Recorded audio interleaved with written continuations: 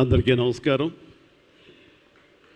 ఈ క్షణం ఇది నా సక్సెస్ మీట్లా అనిపిస్తుంది. అలాంటి ఓవర్వెల్మింగ్గా నేను ఒక ఆనందం పొందుతున్నాను.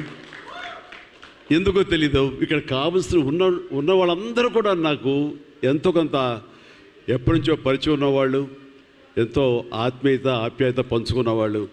సో వాళ్ళ ముఖంలో ఆనందం చూస్తుంటే కనుక ఇది నా ఆనందంలో అనిపిస్తుంది. ఈ సక్సెస్ మీట్ నా సక్సెస్ మీట్లా అనిపిస్తుంది.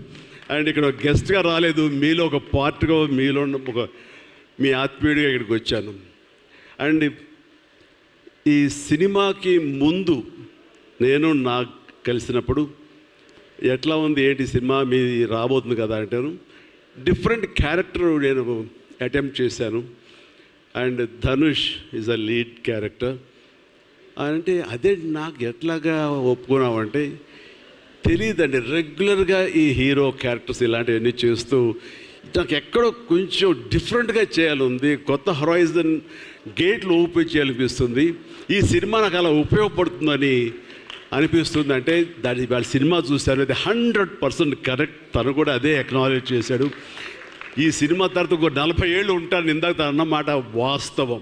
నటుడుగా ఎంత ఎక్కువ కాలం మనం జీవిస్తాం అనేది తప్ప ఒక హీరోగానే పట్టుకొని ఇలాగే ఉండాలి అనుకోవడం అనేది కరెక్ట్ కాదు.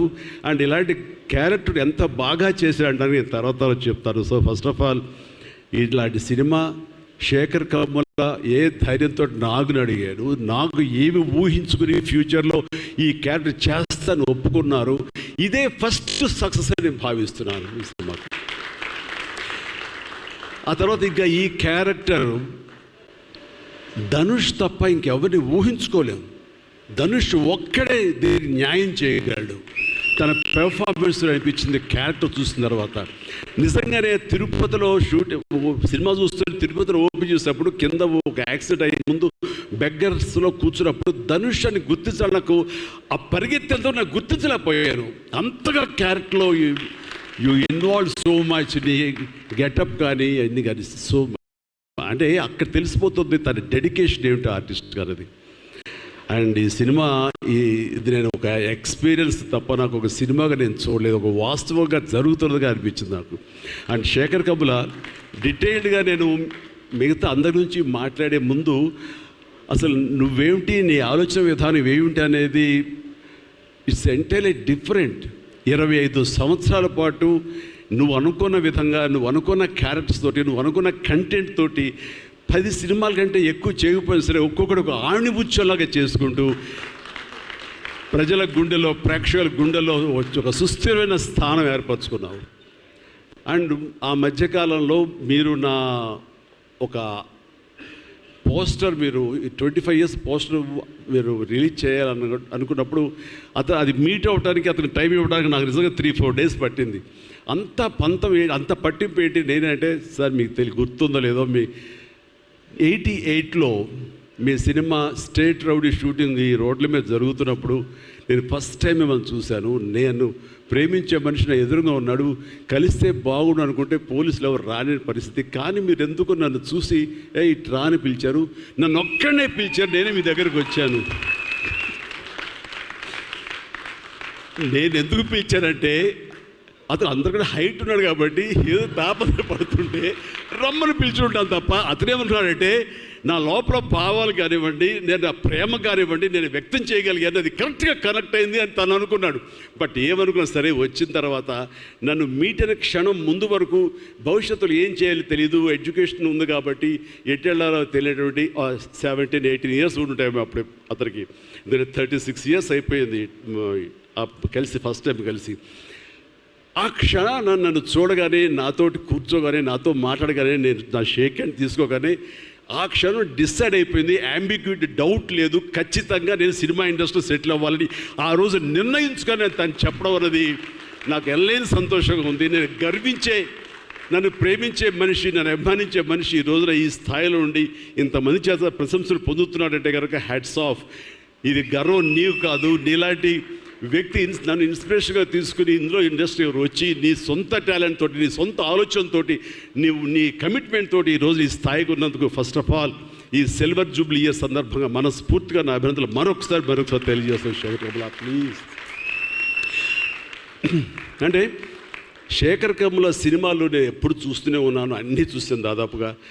అది వాస్తవానికి నిజానికి చాలా దగ్గరగా అనిపిస్తాయి. అంటే తన ఫస్ట్ పిక్చర్ చూస్తుంటే ఆ క్యారెక్టర్స్ ఆనందం, రూప వీళ్ళు ఎలాగ ఉన్నారు, ఇంకా ఉండుంటారు కదా అని ఆ క్యారెక్టర్స్ కనపడే తప్ప ఆ యాక్టర్లు కనపడరు. వాళ్ళ తర్వాత చేసిన సినిమాలు మనకు గుర్తుకు రావు, దీంతో కనెక్ట్ అవ్వదు. అలాగే ఫిదా, భానుమతి, వరుణ్, అలాగే ఈ ప్రతిభలో శ్రీరామ్, గోదావరిలో శ్రీరామ్, సీతా మహాలక్ష్మి, ఈ క్యారెక్టర్స్ కనపడతాయి. ఎందుకు చూడండి, ఈ సినిమాలో కూడా ప్రతి ఒక్కరు ధనుష్ని దేవా అంటున్నారు, నా ఫ్రెండ్ ఏమో దీపక్ అంటున్నారు తప్ప పేర్లు పెట్టి ఎవరు పిలవట్లేదు, గుర్తుంచుకోవట్లేదు. గబుక్కుని దేవాను వస్తుంది. నాకు అలాగే అనిపిస్తుంది ఇప్పుడు. అంటే క్యారెక్టర్ని అంతగా ప్రొజెక్ట్ చేస్తారు. ఇంతకంటే బెస్ట్ ఎగ్జాంపుల్ లేదు. ఎప్పుడో చూసి సినిమాలకి ఆ క్యారెక్టర్స్ పేరు, నా సినిమాలో నా క్యారెక్టర్స్ నాకు పేరు గుర్తుండవు నాకు. అలాంటిది తన సినిమాలో క్యారెక్టర్స్ ఇప్పటికీ గుర్తున్నాయి నాకు. రూప అనే పేరు ఎందుకు గుర్తుందంటే అందులో తండ్రి పాత్ర మెంటల్గా రిటార్టెడ్, రూపాన్ని పిలుస్తాడు. ఆనంద్ అఫ్కోర్స్ హీరో పేరు, అది గుర్తుండిపోయింది. అట్లాగే వరుణ్ సినిమాలో ఫిదాలో భానుమతి సెపరేట్ కేజ్ అంటుంది కదా, ఒక డైలాగు, సెపరేట్ పీస్ ఏదో అంటుంది, అలాగే హైబ్రిడ్ పెళ్ళి అంటుంది. అలాగా తన క్యారెక్టర్స్ గుర్తుండిపోతాయి. అది తన గొప్పతనం. అవి వాస్తవికంగా ఎక్కడో ఇంకా ఉండుంటాయి, వాళ్ళు ఎక్కడో జీవించుంటారు అన్న ఫీలింగ్ ఇస్తుంది. అలాంటి రియల్గా అతని కాన్సెప్ట్ కానీ అది చెప్పాలంటే అదొక పిచ్చి. నేను అనుకున్నది తప్ప ఇంకోలాగా కాదని. ఇందాక నాకు అన్నారు కదా, నేను మామూలుగా ఎప్పుడు వచ్చే విధంగా నడుచుకుంటూ వస్తుంటే నాకు అలా వద్దు ప్లీజ్, దయచేసి మీరు నా క్యారెక్టర్ నడవాలి. నీ క్యారెక్టర్ నడవాలంటే ఎలా నడవాలి తెలియదు నాకు. నాకు వచ్చిన నడకే ఇది అని చెప్పి ఇందాక ఎదురు అనుకుంటాం. నాకు తెలిసిన నడకే ఇది కాదండి, మీ హీరోలా నడుస్తున్నారు, స్టైలిష్గా నడుస్తున్నారు. నేను స్టైలా, నేను హీరోలాగనా అని అంటే కాదు అంటూ ఆ క్యారెక్టర్ చూస్తుంటే నాకు మీరు చాలా డిఫరెంట్గా కనపడ్డారు. నాకు రెగ్యులర్గా కనపడలేదు. మీకుండే ఆ కింగ్ నాగ్ అని కానీ ఆ గ్లామర్ మన్మధుడు ఈ యొక్క స్టైల్లో ఒక చామ్ ఉంటుంది కదా, ఈ సినిమాలో అది కనపడకుండా జీవితంలో నలిగిపోయినటువంటి, మానసికంగా ఫిజికల్గా నలిగిపోయినటువంటి ఒక మనిషి కనపడుతున్నారు. అది మీ క్యారెక్టర్. ఏంటి ఇలాగుందేంటి నలిగిపోయినట్లుగా, బహుశా జైలు నుంచి బయటికి ఎప్పుడు వచ్చినప్పుడు మళ్ళీ ఫుల్ గ్లామర్లో కనపడతాడు, ఏమన్నా సూటు గిట్ వేసుకుని. అంటే అప్పుడు కూడా భారంతోటో మానసికంగా ఆ ఒక దీనితోటో ఆ సంఘర్షణతోటో ముఖంలో ఆ హెవీనెస్ తోటో జీవితంలో ఏదో పోగొట్టుకుని ఏదో సాధించాలని ఏదో అనుకోవాలని ఏదో రకంగా అయిపోయినట్లా ఈ పరిస్థితుల్లో అన్న మీమాంసలో నలిగిపోతాం. ఆ నలిగిపోవడం అనేది ఫిజికల్గా and appearance wise performance wise చూపించగలిగాడంటే అది హెడ్స్ ఆఫ్ నాగ్. మీరు అన్నట్లుగా ఇది మీకు డిఫరెంట్, ఇంకో కోణం నుంచి మీకు హొరైజన్ మీకు ఓపెన్ అయ్యింది, ఇంకొక డోర్ ఓపెన్ అయ్యింది. తద్వారా బోల్డ్ అని ఫెంటాస్టిక్ క్యారెక్టర్స్ వస్తాయి. అండ్ మీరు అనుకున్నది ఉంటుంది, మీ లాంజివిటీ ఇంకా పెరుగుతుంది అనుకుంటాను. మీ దోవలో నేను కూడా మీకు సమంగా నేను వచ్చేస్తాను నేను అనుకుంటున్నాను. అంటే ప్రతిసారి నాకు అన్ని విషయాల్లో కూడా నాకు సోర్స్ ఆఫ్ ఇన్స్పిరేషన్ అనిపిస్తుంది. అది హెల్త్ కానివ్వండి, కంపోజ్డ్ బిహేవియర్ కానివ్వండి, ఒక ట్రాంక్విల్ ఆలోచనలు కానివ్వండి, స్థితప్రజ్ఞత కానివ్వండి, ఏం జరిగినా సరే అంటే నవ్వుకుంటూ సరదాగా ఉంటాం. ఇవన్నీ చూస్తుంటే నాకు ఎంత ప్రశాంతంగా ఉంటుంది, ఎంత మానసికంగా ఉంటుందని. సో అలాగా ఈ ప్రొఫెషనల్గా కూడా ఈ సినిమాతోటి తను వెళ్ళే దారిలో వై నాట్ నేను కూడా రేపు పొద్దున ఏదైనా అవసరం వచ్చి ఓటీటీలో ఏదైనా సినిమాలు చేయాల్సి వస్తే కనుక ఏం ప్లాన్ నార్సింగ్ నువ్వే గబుని అన్నా కదా, గబుకొని రెడీ అయ్యి వచ్చాక రేపు పొద్దున ఇంటికి. సో ఓటీటీలో ఏదైనా సినిమాలు చేయాల్సి వచ్చినా సరే, వెబ్ ఫిల్మ్ చేయాల్సి వచ్చినా సరే, దానికి కూడా మనం సమాయత్తం అవ్వాలి. దానికి నాకు ఈ రోజున నాకు తీసుకున్న నిర్ణయం నాకు కూడా ఒక ఇన్స్పిరేషన్గా అనిపిస్తుంది. Sir well done. ఈ సినిమా ప్రతి ఒక్కరికి న్యాయం జరిగింది ఈ సినిమాలో. అండ్ నా డైలాగ్ నువ్వు అనిస్తావు నాకు ఇందాక, నేషనల్ క్రష్, నా క్రష్ కూడా అందుకని నేను ఆ మాట అనను కానీ అనుకుంటాను అంతే, పైకి మాత్రం నేను అనను. సరే అమ్మా, ఫెంటాస్టిక్ అమ్మా నువ్వు. అండ్ ఇప్పుడుగా తన ఫస్ట్ సినిమా హీరోయిన్గా వచ్చినప్పుడు ఆ సినిమాకి ఇలాగే నేను గెస్ట్గా వచ్చాను. ఆ రోజు నుంచి తన్ని అబ్జర్వ్ చేస్తుంటే నటనా పరంగా కానివ్వండి, తన ఇమేజ్ పరంగా కానివ్వండి, day by day film after film ఎక్కడికో వెళ్ళిపోయింది. ఇది నేషనల్ క్రష్ కాదు, ఇంటర్నేషనల్ క్రష్ అయిపోయింది అమ్మాయి. అండ్ గాడ్ బ్లెస్ యూ అమ్మా, నువ్వు ఎంత బాగా పెర్ఫామ్ చేస్తావంటే నేను చూస్తుంటే నీ కళ్ళు తప్ప ఇంకేమైనా అట్రాక్ట్ చేసుకోవు, కళ్ళు ఒకలా చూస్తుంటావు నేను. అండ్ ఆ కళ్ళతో ఏం పలికిస్తుంది ఎక్స్ప్రెషన్ అంటే ఇంకా అంత ఇంత కాదు. అండ్ ఈ సినిమాలో ఎంత నిడివి ఉంది, ఎంత లెంగ్త్ ఉంది క్యారెక్టర్ అనే దానికంటే ఎంత ఇంటెన్సిటీ ఉంది అంటే అందులో మాత్రం చూపించగలిగింది ప్రతిదీ. ముఖ్యంగా బిడ్డను హోల్డ్ చేసినప్పుడు ఆవిడ ఒక కన్న తల్లిలాగా, ఒక అమాయకంగా ఒక ప్రియుడిని మోసపోయినప్పుడు వాడి వల్ల ఎక్కేసినప్పుడు నాకు చూడాలి అందులో సౌందర్య ఎవరో సౌందర్య వచ్చేసి అప్పారావు వస్తాడు ఇంకా అటు కోసం వెయిట్ చేస్తానంటే పిచ్చమొహం అలాంటి ఫీలింగ్ వచ్చింది. అంత అమాయకురాలాగా ఉంది. అది మళ్ళీ ఇందులో కనిపించింది నాకు, ఆ సౌందర్య కనిపించింది ఆ క్యారెక్టర్ చేయటంలో. You done fantastic job. ఆ తర్వాత సీరియస్నెస్గా పెంచుకుంటూ, ఆ తర్వాత దేవాకి సపోర్ట్గా ఉంటూ అండ్ దేవాన్ని ఓన్ చేసుకునే విధంలో మాత్రం నీ ట్రాన్స్ఫర్మేషన్ కానీ నీ characterisation well design and well performed. Fantastic అమ్మా, ఫెంటాస్టిక్. అండ్ ఇంకా మిగతా క్యారెక్టర్స్ అందరూ అన్ని రకాలుగా అన్నీ బాగా చేసినా సరే నిజంగా చెప్తాను, హృదయానికి హత్తుకుపోయిన క్యారెక్టర్ ధనుష్. అంటే ఈ క్యారెక్టర్కి ధనుష్ తప్ప ఇంకెవరు లేరని, ఇంకెవరు చెయ్యలేరు. ష్యూర్ ఇంకొక హీరో లేడు. అంత పెర్ఫామ్ ఇచ్చి హీరో ఇమేజ్ ఉండి, స్టార్ ఇమేజ్ ఉండి, అన్ని రకాల కాంబినేషన్లో ఉండి చేసే మనిషి అంటే the one and only star in India is Dhanush. ధనుష్ని మైండ్లో పెట్టుకుని ఈ క్యారెక్టర్ డిజైన్ చేసావా శేఖర్? లేదు, నీ క్యారెక్టర్కి అతను అనుకోకుండా సరిపోయాడా అని అంటే నాకు లేదు. నువ్వు ధనుష్ని దృష్టిలో పెట్టుకుని ఈ క్యారెక్టర్ డిజైన్ చేసేవేమో అనుకో అనిపిస్తుంది నాకు. ఎందుకంటే ఈయన సపోజ్ నేను చేయలేని Shekhar, I very sorry sir, నా రొంబ బిజీ இருக்கேன், நான் பண்ண முடியாது అని சொன்னா என்ன பண்ணுவேని?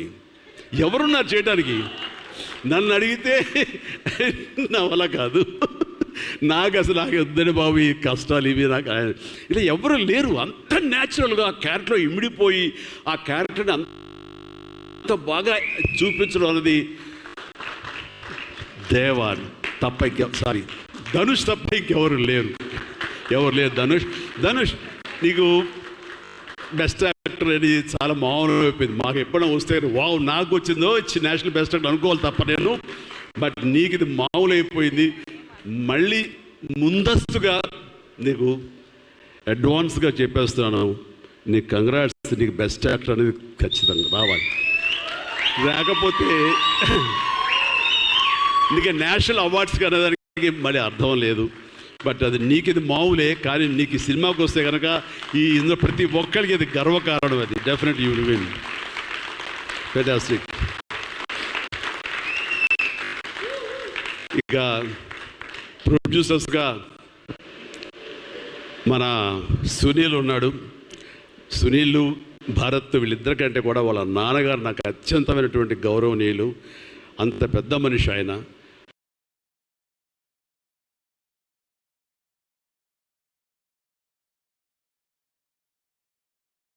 అంత నిక్కార్సైన మనిషి. ఈ సినిమా బిజినెస్లో అంత ఆనెస్ట్తో ఉండే మనుషులు ఎవ్వరు లేరు. నాకు తెలిసి నాగార్జున ఎవరి కాళ్ళకి దండం పెట్టడు, ఒక్క మీ నాన్నగారికి తప్ప. ఆయన నాకు అంతే ఇష్టం. నేను ఆయనకి అలాగే ప్రణామం చేస్తాను. అంతటి ఇది ఆయనకు పుట్టిన బిడ్డలుగా ఆయన గౌరవాన్ని కాపాడుతూ ఆయన లెగసీని కంటిన్యూ చేస్తూ మీరిద్దరు ముందుకు వెళ్ళటం, మీరే కాకుండా థర్డ్ జనరేషన్ జాన్వి కూడా అదే దాంట్లో వెళ్ళటం అనేది జరుగుతుంది. మొన్న ఒక మాట అన్నావు, చెప్పచ్చు కదా? చెప్పనా? ఓకే సార్, మళ్ళీ మాకు సినిమా చేయాలి సార్. మీరు వద్దులేవా, మీరు అది రకరకాలు చేసుకుంటున్నారు కదా, మళ్ళీ ఎందుకు అని. సార్, మా నాన్నగారు మీ సినిమాలో డిస్ట్రిబ్యూట్ చేసి మేము బాగా డబ్బులు గడించాం సార్ అప్పుడు నైజాంలో. మీరు అప్పుడు నైజాంలో మీ సినిమాలు అంటే నైజాం కింగ్ అనుకునేవాళ్ళం మేము. ఆ తర్వాత మేము కొంచెం ప్రయత్నం చేసాం సార్, మాకు బాగా డబ్బులు వచ్చింది సార్. కానీ అల్లు అరవింద్ గారు ఇక్కడ పెట్టేసరికి మాకు అవకాశం లేకుండా పోయింది. ఏమనట్లే ఇప్పుడు అది కట్ చేసేస్తాలే ఆ ముక్క, లేదు అది ఎడిటింగ్లో తీసేస్తాలే. అంటే సికింద్రాబాద్లో గీతార్స్ పెట్టారు కదా, అందుకే మీకు సినిమాలు రాకుండా సరే పక్కన పెట్టేద్దాం. ఆ తర్వాత మీ థర్డ్ జనరేషన్ జాహ్నవి సినిమా తీసి ప్రొడ్యూసర్గా అమ్మాయి రావాలనుకుంటుంది అనుకున్నప్పుడు I wish all the best for her. ఎప్పుడు కలుస్తాను అన్నాను. అదేదో మీరు ఇస్తే మీతోటి అమ్మాయి దగ్గర 3 జనరేషన్స్ మా ఫ్యామిలీతోటి మంచి సంబంధం ఉన్నట్లు అవుతుంది అన్నారు. పాప మీ నాన్న అడిగారు, ఇంటికి వచ్చి చెప్పారు లేదో నాకు తెలియదు, but we are doing.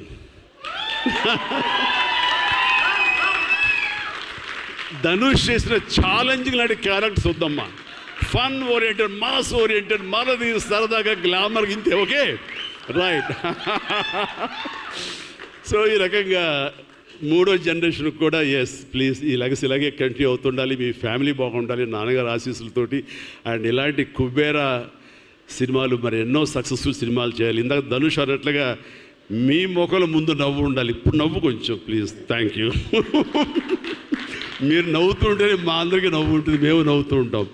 Thank you. And మిగతా టెక్నీషియన్స్ పరంగా చూస్తే కనుక నికేత్ కెమెరామెన్, డిఓపి నేను ఎప్పుడు చూడలేదు. Hi Niket, I haven't seen your films. I don't remember even. But the way you are presenting yourself here is very much appreciable. I could see the energy, what you are pouring here, definitely it will reflect on the stage. Otherwise, Nagarjuna would have been praised you so much. And you also grab my attention. And future, I don't know, yes, maybe. And you have done a fantastic job. So initially when villain scenes are happening, that time I could see the top floor swimming pool. There I could see the richness of the film. So hardly they would have spent anything. So riches comes not because of the money. Riches comes with your viewfinder. So that way our credit goes to the whole film has grabbed attention and it looks very rich. So definitely please, I will awaiting you in future, and all the very best. Good luck. Then a great job as far as the camera is concerned. And then మా యోగేశ్వరుడు మా పెద్ద అనుకోండి పాపం లేని వయసు వద్దు sir కూర్చోండి sir మీరు లెగించండి please Niketh please sit down take your seat కూర్చో సార్ మీరు లెగదు సార్ మమ్మల్ని ఇబ్బందిగా ఉంటుంది. ఇద్దరం చాలా నువ్వు అనుకుని మాట్లాడే పరిచయం మాకు శుభలేఖ సినిమా నుంచి 1980 నుంచి వీఆర్ వర్కింగ్ టుగెదర్. ఈ మధ్యకాలం వరకు కూడా ఎప్పుడైనా సెట్గా వస్తాడు, రాగానే సినిమా అడుగుతాడేమో, నెక్స్ట్ సినిమా ఏం చేద్దాం అడుగుతాడంటే, బాబాయ్ ఈసారి మీ ఇంటి నుంచి నాకు ఆవకాయ పచ్చడి రాలా అంటాడు. Mango pickle, as for mango pickle from my house. So ఈసారి పంపించాను బాబు, వస్తుంది. శుభం, ఫెంటాస్టిక్. నువ్వు ఈ వయసులో కూడా ఇంత బాగా పనిచేస్తున్నావు, ఇంత కష్టపడుతున్నావు అంటే కనుక అవసరమా అనిపిస్తుంది. రిటైర్ అవ్వచ్చు కదా, హ్యాపీగా రెస్ట్ తీసుకోవచ్చు కదా అని. కానీ మన సోల్స్ అవే రిటైర్మెంట్ అది తీసుకోలేము. కష్టపడి పనిచేయటంలోనే మనకు ఆనందం ఉంటుంది, కష్టపడి పనిచేయటంలోనే ఈ ఇష్టమైన పురుషుల్లో మనం ఉంటాం. మన లాంజివిటీ ఉండాలి అంటే మనం ఇందులోనే ఉండాలి ఖచ్చితంగా. అండ్ భగవంతుడు ఇంకా సంపూర్ణ ఆయురారోగ్యాలు ఇవ్వాలి. నాన్నగారు ఆయన పనితనం నాకు గుర్తుంది, ఆయన దగ్గర కూడా పనిచేశాను నేను. అలాగే ఇప్పుడు నీతో కూడా పని కొనసాగిస్తున్నాను. అండ్ ఈ సినిమాలో నువ్వు పార్ట్ అవటం అన్నది it is great, wonderful Tharani, please. And ఇక్కడ చూస్తుంటే యంగ్స్టర్స్ ఎంత ఎంతూజియాస్టిక్గా ఉన్నారంటే, వాళ్ళందరినీ పేరున నేను పిల్లలని కానీ యంగ్స్టర్స్ అంటే ఇండస్ట్రీ ఎంత ఫ్రెష్గా, ఎంత యంగ్స్టర్స్ తోటి ఎనర్జీతో ఉంది అంటే అంత అయితే కాదు. నాకు అనిపిస్తుంది, అబ్బా మన ఇండస్ట్రీ ఏమైనా ముసలిదైపోయిందా అని అనిపిస్తుంది అప్పుడప్పుడు అద్దంలో మమ్మల్ని మేము చూసుకుంటూ. కానీ ఈరోజు ఇక్కడ చూస్తుంటే కనుక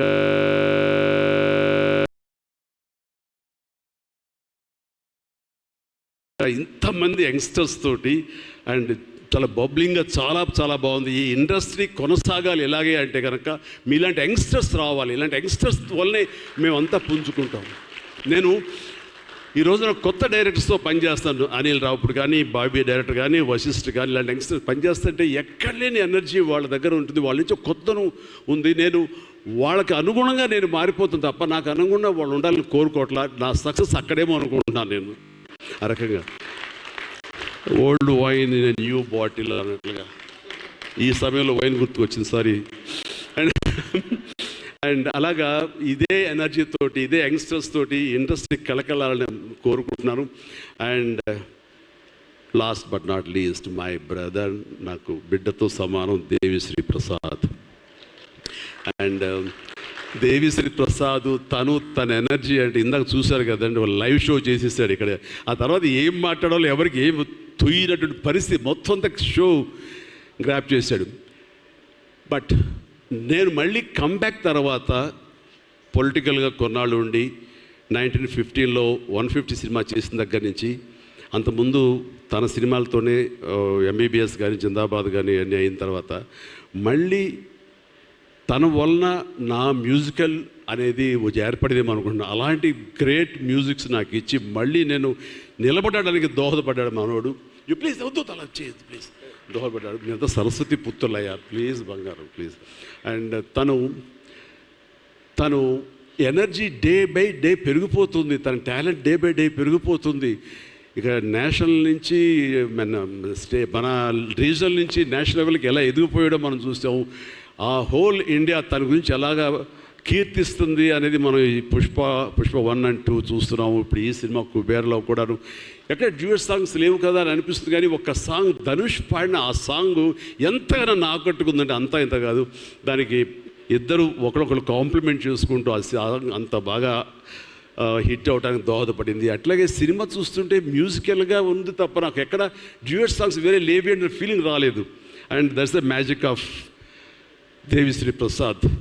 రికార్డింగ్లో కూడా చాలా హృదయంగా మదర్ తోటి పాడిన పాట రోడ్డు మీద యాక్సిడెంట్ అయిన తర్వాత అబ్బా కన్నింటికి నీళ్ళు వచ్చేసింది నాకు. మన రైతుల మీద పాడే గుర్తుందా మన 150 సినిమాలో నీరు నీరు నీరు అంటూ దాన్ని మరిపించిన సాంగ్లో అనిపించింది. అండ్ అది వెరీ మచ్ రిలవెంట్ సాంగ్. అట్లాగా తన బ్యాక్గ్రౌండ్ కూడా తన సాంగ్స్ ద్వారా అవన్నీ కూడా అత్యద్భుతంగా కనిపించేలాగా వినిపించేలాగా చేశారు. దానికి దోహదపడినటువంటి లిరిసిస్టులు ఇక్కడే ఉన్నారు. భాస్కర్ భట్లాను, ఇందాక ఇంకో ఆయన పేరు చెప్పారు నందకిషోర్ గారు, అలాగే మన చంద్రబోస్ గారు. అండ్ వీళ్ళందరూ కూడా నేను హృదయపూర్వక అభినందనలు తెలియజేస్తాను. అండ్ ఈ రోజున ఇక్కడ రావటం అన్నది నేను చాలా ఆనందం అనుభవిస్తాను ఇక్కడ మీ అందరితో పాటు. అండ్ ఇలాంటి సినిమాలు రావాలి, ఎందుకంటే సినిమా సక్సెస్ అనేది గగనం అయిపోతున్న రోజులు ఇవి. థియేటర్స్కి ఆడియన్స్ రప్పించడం అనేది మహా గగనం అయిపోతున్న రోజులు ఇవి. రావటం కష్టంగా ఉంది.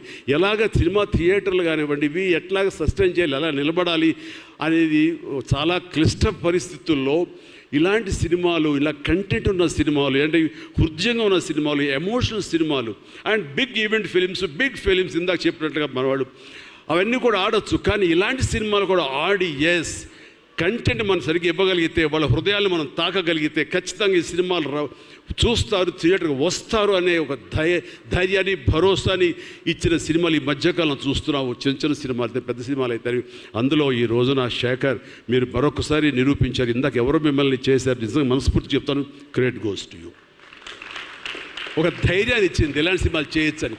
ఇంకా ఈ పెద్ద సినిమాలు తప్ప, రక్తపాతాలు తప్ప, కొట్టుకోవడాలు తప్ప, నరుకోవడాలు తప్ప ఇంక ఇలాంటి సినిమాలు రావా, వస్తే చూడరా, ఇవన్నీ 10 రోజులు ఆగితేనో నెల ఆగితేనో ఓటీటీలో చూసేద్దాంలే అని దాంతో ఉండిపోతారా, ఏమైపోతే ఇండస్ట్రీ అనేటువంటి ఒక అభద్రతా భావం నుంచి ఈ సినిమా ద్వారా ఇలా తీయగలిగితే, సత్తా చూపగలిగితే, హ్యూమన్ ఎమోషన్స్ని టచ్ చేయగలిగితే, కంటెంట్ కొత్తగా ఉండగలిగితే కనుక థియేటర్కి వస్తారు, చూస్తారు భరోసా ఇచ్చావు.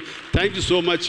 And God bless you and God bless you all. Please ప్రతి ఒక్కళ్ళు నాకు ఈ అవకాశం ఇచ్చినటువంటి ప్రొడ్యూసర్స్ గారికి, రామ్మోహన్ రావు గారికి, అలాగే భారత్ పాప నీకు కూడా నా అందరికీ నా హృదయపూర్వక ధన్యవాదాలు. మరొకసారి ఇక్కడ ఉన్నటువంటి 50 మంది యంగ్స్టర్స్కి అండ్ రెస్పెక్టెడ్ టెక్నీషియన్స్కి నా శుభాకాంక్షలు, నా ధన్యవాదాలు తెలియజేస్తాను. మరొకసారి love you man, love you. God bless you. And ఇప్పుడు మీ దారిలో నేను నడుస్తాను. Follow the leader. Thank you, Shamla. You done a good job. God bless. Thank you, sir. Thank you so much. We all love you. కుబేరాకి ఇప్పటి వరకు వచ్చిన appreciation ఒక ఎత్తు, ఈరోజు ఈ మెగా కాంప్లిమెంట్స్ ఇంకొక ఎత్తు అని చెప్పాలి. Thank you so much sir. ఒక్కసారి వేదిక పైన ఉన్న వాళ్ళందరూ కలిసి one photo for the media sir, మీ 6 కలిసి.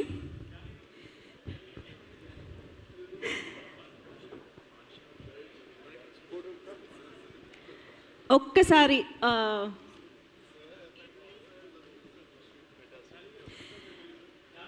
రిక్వెస్టింగ్ ఆల్ ఆఫ్ సార్ ఒక్క ఫోటో సార్. జాన్వి గారు మీరు కూడా జాయిన్ అవ్వండి ప్లీజ్. సునీల్ నారాయణ గారు అండ్ భరత్ గారు ఒక్కసారి, రామ్మోహన్ గారు sir please.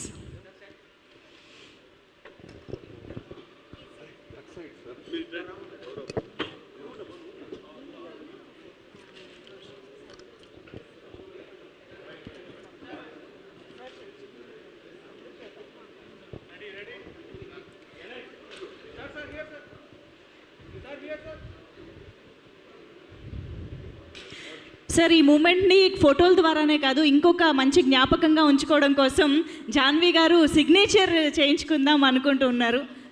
No yeah okay later, thank you. And yes, can we have Aditya music also on stage please.